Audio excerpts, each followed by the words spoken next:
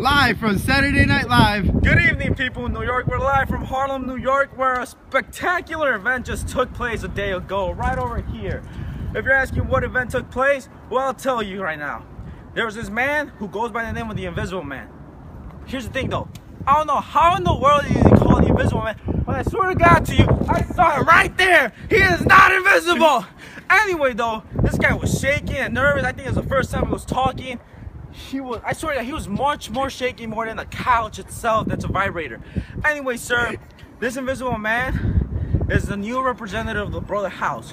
We want to know more about him. So today, we actually have a special guest for you in tonight's show, where my partner, David Ruiz, will take you in depth on who exactly is this man, the Invisible Man. Anyway, this Invisible Man is now facing a double consciousness where he does not know about reality or about himself. And now, David! Thanks a lot, Anthony. And now, ladies and gentlemen, the moment you've all been waiting for, our musical guest, the Invisible Man.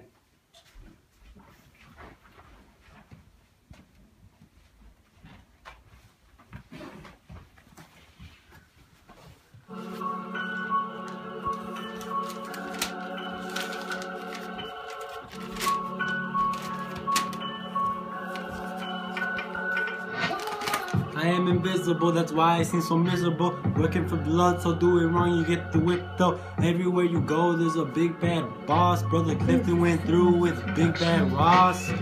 Now for a little, let's unwind. Battle Royale, even though it's far behind. White man using us like Sambo dolls, making us battle in an all-out brawl. Intimidation, putting fear in me. Can't bring up social equality, or should I say social responsibility. Doesn't matter, it's all the same to me. Seemed that the boys in Washington debated for no reason because I'm false educated. In college, the white man writes what you learn. Black American freedom, they want that to burn. Can't see the audience through the veil. I know I can lead them and I will prevail. In that moment there was isolation. This veil needs to stop its deprivation. I lift the veil and now I can see. I need to help everyone lift theirs like me. Be American, feel prosperity so that we can all be free. In the hospital I felt myself reborn. Felt isolated and I knew that there was something in store.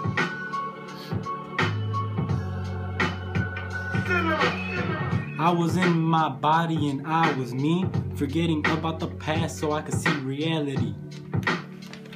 Just leave. In the brotherhood I bore a new name, given that name brought me much more fame. Spoken to with profound respect. To me, respect was an unspoken dialect. I dream every night of granddad's advice. I wanna use it, but the brotherhood won't think it's nice. I kept it inside because I am the lamb. I am the man, not known the same. I'm the mystery in the can. In Harlem with the fam, I'm the man that they think I am. I just am. He just left. Leave. Where'd he go? I think he literally just turned invisible. Yeah. Okay, folks, I'm sorry, technical problems, not technical problems, character problems. We were supposed to have the Invisible Man for a one-on-one interview. However, he just literally turned invisible. So instead of having a one-on-one interview with him, we will now analyze him ourselves. So let's analyze him. We're gonna get serious this time. We gotta be serious.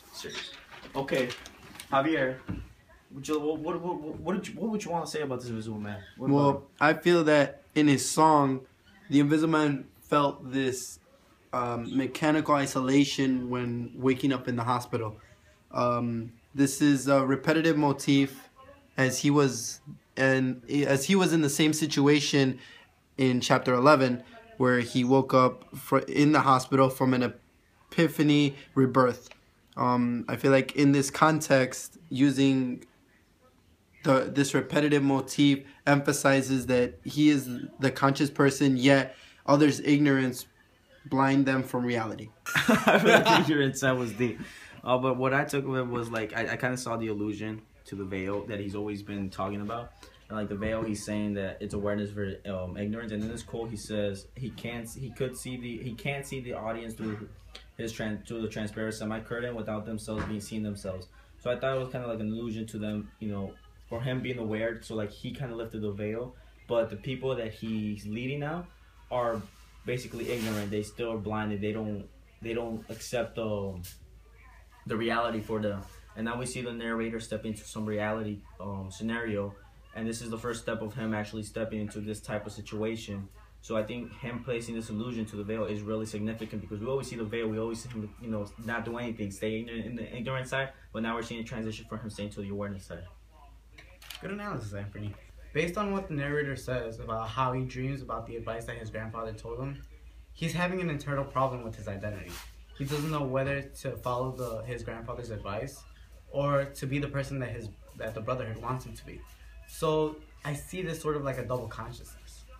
Yeah, so like he's facing an internal battle he doesn't really know, because the Brotherhood is respecting what Ross and all them, but he wants to follow kind of what him and, you know, his grandfather told him to be, you know, just accept, don't do anything big, just say yes or no, or no to anything, like, you know, play by the agenda of African Americans.